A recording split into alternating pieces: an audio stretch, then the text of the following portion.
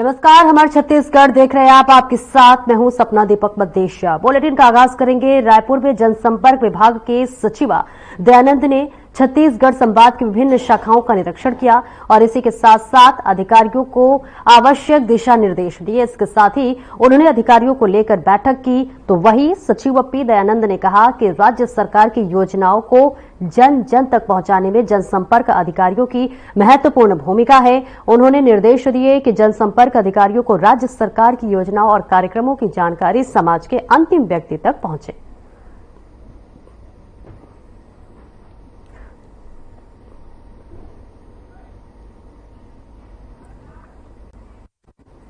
और वहीं छत्तीसगढ़ के डिप्टी सीएम विजय शर्मा के घर एसआई भर्ती को लेकर अभ्यर्थियों ने डेरा जमा लिया है। अभ्यर्थियों का साफ कहना है कि जब तक उन्हें रिजल्ट नहीं मिलेगा तब तक वे डिप्टी सीएम के घर से नहीं जाएंगे। तो वहीं हमारी टीम ने विजय शर्मा के घर पहुंचे अभ्यर्थियों से खास बातचीत की। उन्होंने इस बातचीत में क्या कुछ कहा, आइए आपको सुनवाते हैं। में उन लोगों ने भर्ती की है और उसकी जो इंटरव्यू है 2023 में हुई है।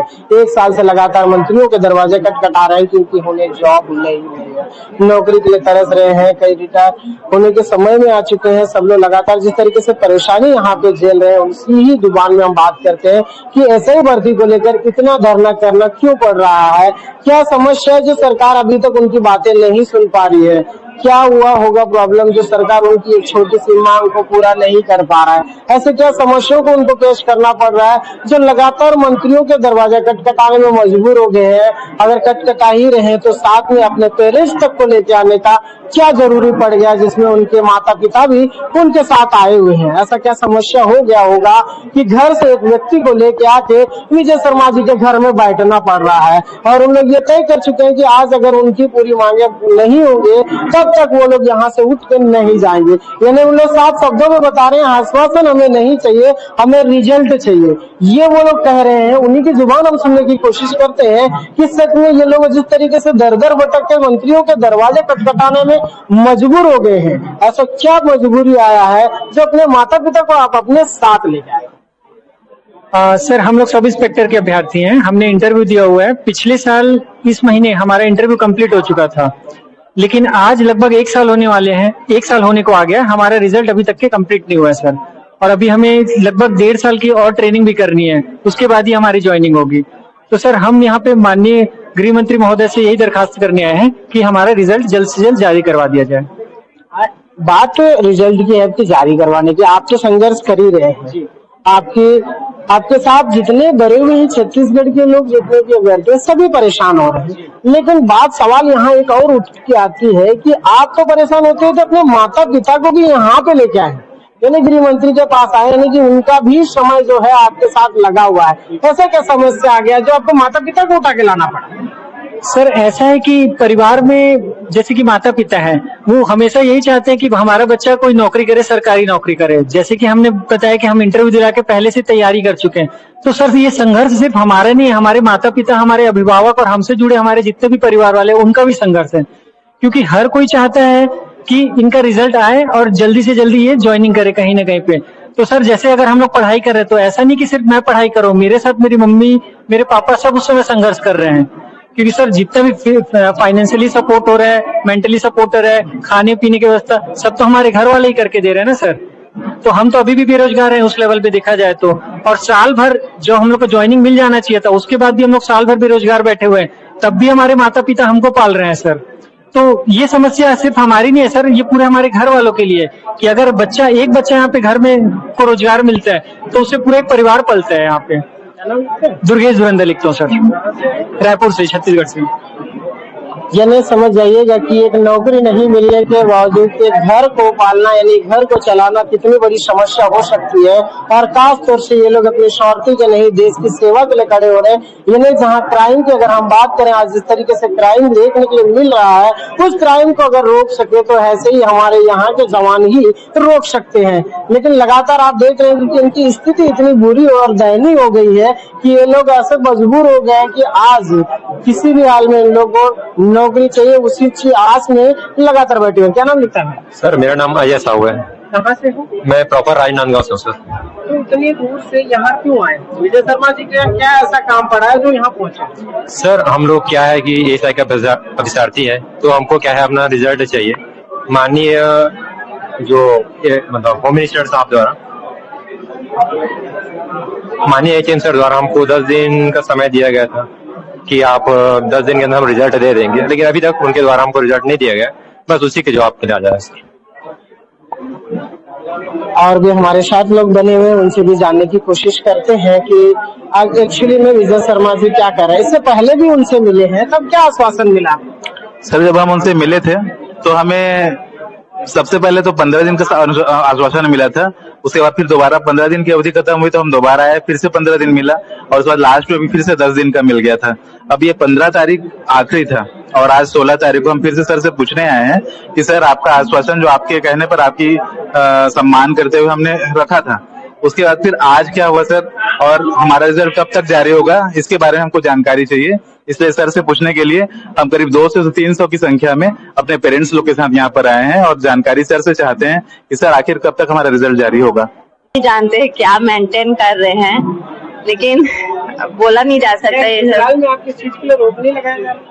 रोक नहीं लगाया जा रहा है, फिर भी अगर जाते हैं पूछते हैं, सबको इस चीज की बहुत आस है। बहुत आस लेके हमारे साथ हमारे घर वालों ने हमको यहाँ तक भेजा है, मेहनत करा है। इवन मेरे 9 साल का बच्चा है। मैं खुश नसीब हो, कई लोगों को तो घर से निकालने नहीं दिया जाता है। वही तो, उसके बाद भी हम भरोसा किए हैं तो, लेकिन ये भरोसा टूटते नजर आ रहे हैं। 10 दिन 15 दिन 10 दिन 15 दिन सर भरोसा करते करते तो यहाँ तक पहुँचे हैं, लेकिन अब तो मन टूटते जा रहा है। सरकार में साय काम हो रहा है, क्यों आपका लगता है? कोई साय काम नहीं तो हमारे साथ और बने हुए हैं, उनसे भी जानने की कोशिश करते हैं कि मुख्यमंत्री विष्णुदेव साय के शासन में साय काम हो रहा है, आपको क्या लगता है?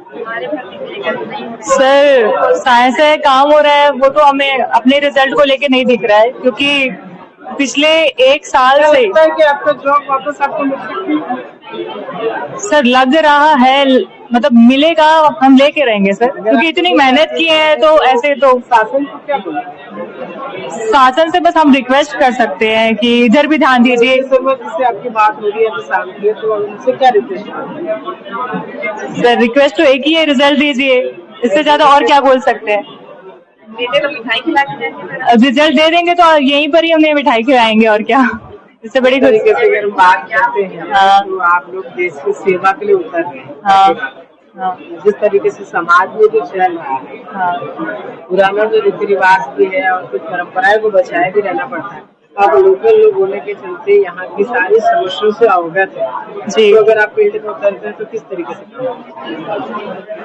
सर अब फील्ड में उतरने का मौका मिलेगा तब हम उस हिसाब से काम करें। हम जल्दी उठाएं। बिल्कुल सर, छत्तीसगढ़ में तो इतनी प्रॉब्लम है, नक्सलाइट प्रॉब्लम सबसे ज्यादा ही है, ऊपर से बेरोजगारी की प्रॉब्लम भी है। सबसे बड़ा समस्या यहाँ पेश करना होता है बेरोजगारी।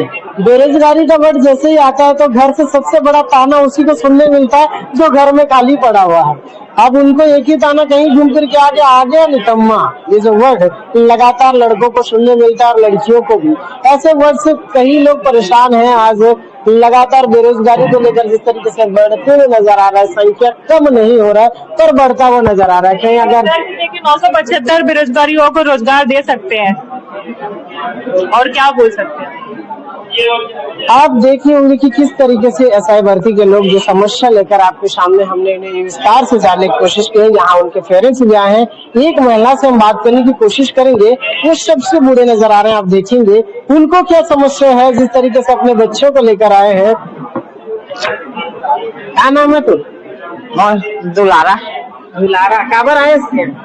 हमारा लड़का मन के रिजल्ट मिल जाए कि हम तो विजय शर्मा जी से मिलके थे बोल रहे? विजय शर्मा मिले तो क्या बोल रहे? बोलना कथा वैसे थे हम मंत्री है विजय शर्मा, गृह मंत्री।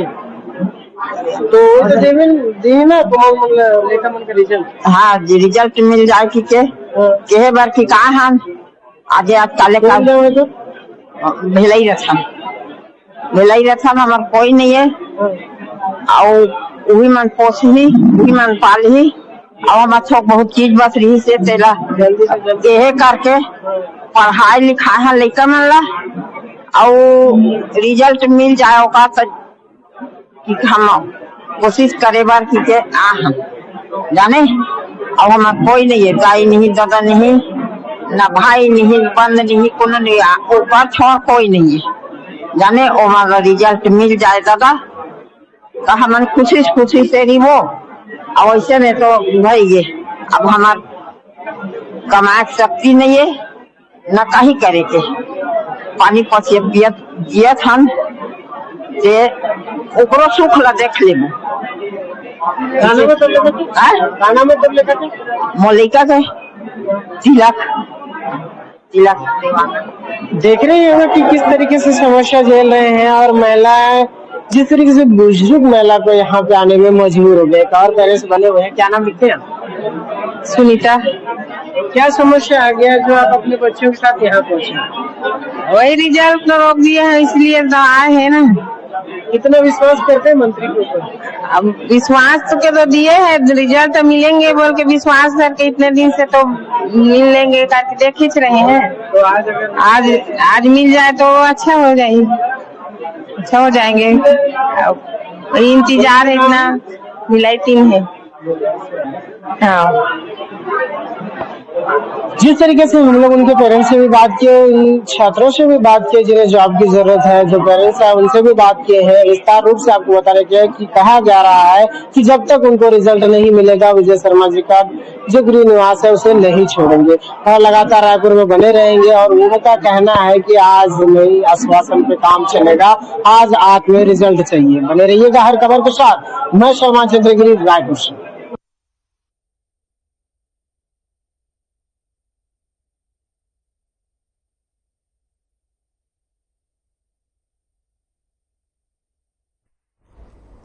और रायपुर दक्षिण उपचुनाव का ऐलान हो चुका है, जिसको लेकर रायपुर कलेक्टर ने प्रेस कॉन्फ्रेंस कर दक्षिण उपचुनाव की जानकारी देते हुए स्पष्ट किया है कि केवल विधानसभा क्षेत्र में ही आदर्श आचार संहिता लागू होगी और नगर निगम और महानगर होने के कारण पूरे जिले में आदर्श आचार संहिता नहीं लागू होगी। उन्होंने साथ ही बताया कि 18 से 25 अक्टूबर तक नामांकन भरा जाएगा। 13 नवंबर को मतदान के बाद 23 नवंबर को मतगणना होगी। आपको बता दें कि क्षेत्र के 2,70,000 मतदाता विधायक के तौर पर विधानसभा के लिए अपना प्रतिनिधि चुनेंगे। कार्यालय तथा निर्धारित वार्डों एवं समस्त ग्राम पंचायतों में निर्वाचक नामावली का प्रारंभिक प्रकाशन किया गया है। दावा और आपत्तियों को प्राप्त करने हेतु निर्धारित स्थलों की निकायवार वार्डवार कुल संख्या 240 है। सभी स्थलों पर दावा आपत्ति लिया जा रहा है तथा उसी प्रकार जनपद पंचायतों तथा सभी ग्रामों में दावे और आपत्तियां ली जा रही हैं। पंचायतों की कुल संख्या 406 है, जिसमें 6,195 पंच, 16 जिला पंचायत सदस्य एवं 100 जनपद पंचायत सदस्य हैं। दावे एवं आपत्तियों को प्राप्त करने की तिथि 16/10/2024 से 23/10/2024 अपराह्न 3 बजे तक निर्धारित है।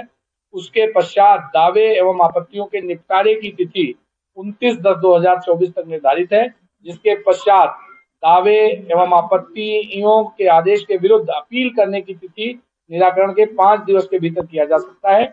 एवं 22/11/2024 को निर्वाचित नामावली का अंतिम प्रकाशन की तिथि निर्धारित किया गया है। पुनरीक्षण कार्यक्रम के संबंध में जिले के निकायों तथा ग्राम पंचायतों में जाबो अंतर्गत जागरूकता अभियान चलाया जा रहा है। इसमें और ब्रीफ हम एक आपको प्रेस विज्ञप्ति भी दे देंगे, जिससे आपको और क्लियर हो जाएगा। तो ये जो हमारी नगर पालिकाओं एवं त्रिस्तरीय पंचायत के आम निर्वाचन की निर्वाचक नामावली पुनरीक्षण कार्यक्रम, ये जो नगर पालिका है और त्रिस्तरीय पंचायत का जो आम निर्वाचन की निर्वाचक नामावली के पुनरीक्षण कार्यक्रम के संबंध में भी कुछ आपको जानकारी देनी है कि प्रारंभिक प्रकाशन है तो चिन्हांकित विविध स्थानों पर रजिस्ट्री दिल्ली द्वारा दिनांक 15/10/2024 को विधानसभा निर्वाचन क्षेत्र क्रमांक 51 रायपुर नगर दक्षिण के उप निर्वाचन का कार्यक्रम जारी किया गया है। कार्यक्रम जारी करने के साथ ही संबंधित विधानसभा क्षेत्र 51 रायपुर नगर दक्षिण में ही आदर्श आचरण संहिता लागू हो गई है, जिस हेतु जिला दंडाधिकारी द्वारा संबंधित आदेश जारी कर दिए गए। विधानसभा क्षेत्र निर्वाचन क्षेत्र 51 रायपुर नगर दक्षिण के उप निर्वाचन का कार्यक्रम निम्नानुसार है। अधिसूचना जारी होने की तिथि 18/10/2024 है। नामांकन की अंतिम तिथि 25/10/2024 है। नामांकन की समीक्षा की तिथि 28/10/2024 है। उम्मीदवारी वापस लेने की अंतिम तिथि 30/10/2024 है। मतदान की तिथि 13/11/2024 है। मतगणना की तारीख 23/11/2024 है और 25/11/2024 वह तारीख है जिसके पहले चुनाव पूरा हो जाएगा। मतदाताओं की बात करें तो कुल 2,70,936 मतदाता पंजीकृत हैं, जिसमें से 1,33,713 पुरुष हैं, 1,37,171 महिलाएं हैं, 52 थर्ड जेंडर से जुड़े हुए मतदाता हैं, 5,014 मतदाता प्रथम बार के मतदाता हैं, 85 साल से ज्यादा के मतदाता 1,711 हैं, पीडब्ल्यूडी वोटर्स 1,188 हैं, सर्विस वोटर्स 57 हैं। मूल मतदान केंद्र 253 है और सहायक मतदान केंद्र 13 हैं। सभी मतदान केंद्र शहरी क्षेत्र में हैं। इसमें दिव्यांग कर्मियों के लिए और महिलाओं के लिए जो हम संगवारी मतदान केंद्र और दिव्यांग मतदान केंद्र या युवा कर्मियों द्वारा बनाते हैं, वो सारे मतदान केंद्र बनेंगे। विधानसभा को कुल 19 सेक्टर में विभाजित कर सेक्टर अधिकारियों की नियुक्ति कर ली गई है। उसके लिए Pushpendra Sharma joint collector returning officer रहेंगे। सहायक रिटर्निंग ऑफिसर के रूप में श्री राकेश देवांगन और विनोद कुमार साहू रहेंगे। उड़न दस्ता हेतु कुल 3 पालियों में 9 अधिकारियों की नियुक्ति कर ली गई है, जो आदर्श आचरण संहिता लागू होते ही कार्यशील हो गई है। और जो रूट वापसी मतदान कर्मियों की ये सारी व्यवस्था सुनिश्चित कर ली गई है। नाम निर्देशन के लिए जो नाम निर्देशन कक्ष रहेगा वो कलेक्ट्रेट का कक्ष क्रमांक 9 रहेगा और जो नाम निर्देशन के फॉर्म वितरण का कक्ष है वो कक्ष क्रमांक 1 कलेक्ट्रेट का रहेगा। निर्वाचन संबंधी जो भी अनुमतियां लेनी है वो कक्ष क्रमांक 17 एडीएम के ऑफिस से ली जाएंगी। जो 85+ पोस्टल बैलेट और इन सब की जो व्यवस्था है वो सारा उप संचालक कृषि के सभा कक्ष में होगी। वे अनुवीक्षण, मीडिया प्रमाणन, सी विजिल, शिकायत हेतु जो कंट्रोल रूम बनेगा वो जिला पंचायत में प्रथम तल का जो ये गढ़कलेवा के ऊपर वाला एरिया है उस कक्ष में रहेगा। चिन्हित प्रति के लिए कक्ष क्रमांक 28 भू अभिलेख शाखा इसके लिए वो रहेगी। और वितरण, वापसी, स्ट्रांग रूम, मतगणना स्थल ये सब शासकीय अभियांत्रिकी महाविद्यालय सेजबहार से होगा।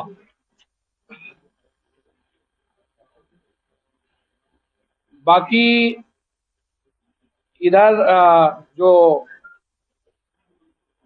विगत विधानसभा निर्वाचन 2023 से और अभी तक जो मतदाताओं में वृद्धि हुई है वो 10,988 की है, जो 4.23% है। और अगर लोकसभा निर्वाचन से और इस बीच का देखा जाए तो ये 3,047 की संख्या है, जो 1.14% की है। बाकी लगभग चीजें बताई दी गई हैं। आचार संहिता है वो रायपुर दक्षिण का जो क्षेत्र है उसमें ही लागू होगी। आपका अगर कोई भी प्रश्न होगा तो हम उसका उत्तर। पूरा कंट्रोल रूम बना है, सी विजिल की व्यवस्था है, 24/7 कंट्रोल रूम चलेगा। शिकायत करें। बाकी जितनी भी आवश्यक पुलिस फोर्स की आवश्यकता होगी, जितनी लोकेशंस हैं, FST, SST वो सब एक्टिव हो जाएंगे अपने अपने टाइम से, जिनकी जो टाइमिंग है। और जितने भी आवश्यक पुलिस बल की आवश्यकता पड़ेगी, पूरी सुरक्षा व्यवस्था में कहीं कोई कमी नहीं। सर, हर बार ये देखा गया है कि लोगों को लेके लैक ऑफ कम्युनिकेशन में प्रॉब्लम हो जाता है, इसके लिए कैसे एक्शन?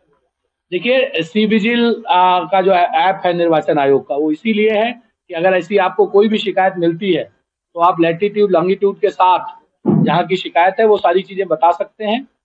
FST हमारी एक्टिव रहेगी, SST एक्टिव रहेगी, कंट्रोल रूम जो चलेगा वहां का भी नंबर आपके पास रहेगा। तो कम्युनिकेशन आप हमें जानकारी दें, तत्काल कार्रवाई। व्यापारी और जो बड़े दुकानदार उसमें गैस की कोई लिमिट है? व्यापारी जो होते हैं जो जाएंगे तो उनके लिए तो कैश की लिमिट तय की गई नहीं, ऐसी अगर जो भी निर्धारित रहती है, कोई उसकी स्पेसिफाइड हमने अभी तय नहीं की है, लेकिन अगर कोई बड़ा वो होता है या कुछ होता है तो वो पूर्व अनुमति ले लेंगे, कोई समस्या नहीं।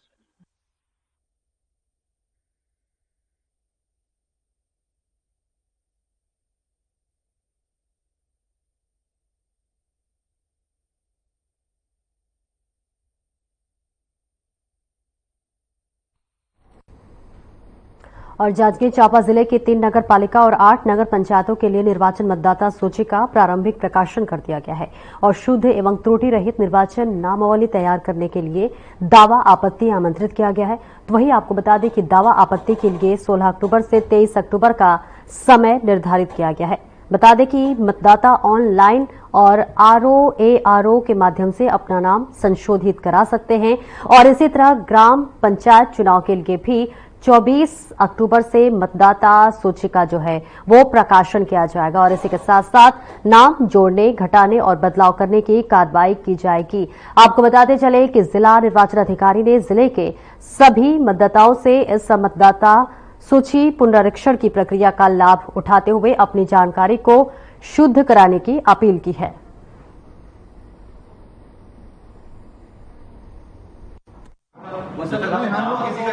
जी, आज हमने नगरीय निकाय चुनाव का जो मतदाता सूची है उसका प्रारंभिक प्रकाशन किया है। जिले में जो हमारे 11 नगरीय निकाय हैं, 3 नगर पालिकाएं हैं और 8 नगर पंचायतें हैं, उन सभी के वोटर लिस्ट का प्रारंभिक प्रकाशन करके आज 16 तारीख से 23 तारीख तक दावा आपत्ति का समय है। किसी भी प्रकार का संशोधन या चेंज या किसी का नाम जुड़वाना जो रह गया था वो सारे अपने जो हमारे नागरिक हैं, मतदाता हैं, वो चेक करके उसे अप्लाई कर सकते हैं फॉर्म का के अंदर, फॉर्म का और खा में। तो उसके बाद से 23 तारीख के आसपास 24 तारीख के आसपास हम लोग इसमें दावापत्ति निराकरण करके अंतिम प्रकाशन के लिए प्रोसीड करेंगे।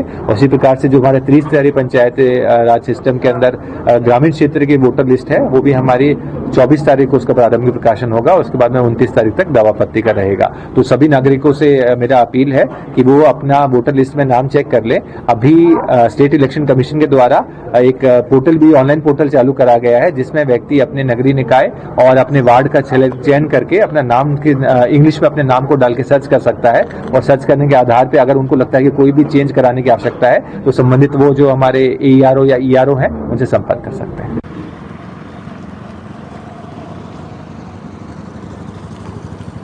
तस्वीरें आपको दिखा रहे जहां निर्वाचन मतदाता सूची का प्रकाशन किया गया है और इस बीच जांजगीर से तस्वीरें दिखा रहे जहां पंचायत नगरीय निकाय के लिए ये कार्यक्रम हुआ, महत्वपूर्ण कार्यक्रम हुआ जिसमें दावा आपत्ति के लिए भी समय निर्धारित किया गया है। और इसके अलावा आपको बता दें कि पंचायत नगरीय निकाय के लिए महत्वपूर्ण कार्यक्रम का आयोजन हुआ। तमाम लोगों ने इस कार्यक्रम में शिरकत की और इसी के साथ साथ कई तरह के जो है मुद्दों को उठाकर भी बात की गई थी। कलेक्ट्रेट की तस्वीरें आपको दिखा रहे हैं जहां पर निर्वाचन मतदाता सूची का प्रकाशन हुआ और इसके अलावा कई महत्वपूर्ण बातों पर भी जिक्र किया गया। निर्वाचन मतदाता सूची का जिसमें प्रकाशन किया गया है। बेहद महत्वपूर्ण बैठक बताई जा रही है। प्रेस कॉन्फ्रेंस के जरिए तमाम जो है दावा आपत्ति के लिए समय भी निर्धारित किया गया है। बता दें जांजगीर में ये तस्वीरें आपको दिखा रहे हैं जहां पंचायत नगरीय निकाय के लिए कार्यक्रम का आयोजन हुआ जिसके लिए प्रेस कॉन्फ्रेंस किया गया और प्रेस कॉन्फ्रेंस के जरिए दावा आपत्ति के लिए समय निर्धारित किया गया है। और फिलहाल इस बुलेटिन में मेरे साथ इतना ही। दीजिए इजाजत, नमस्कार।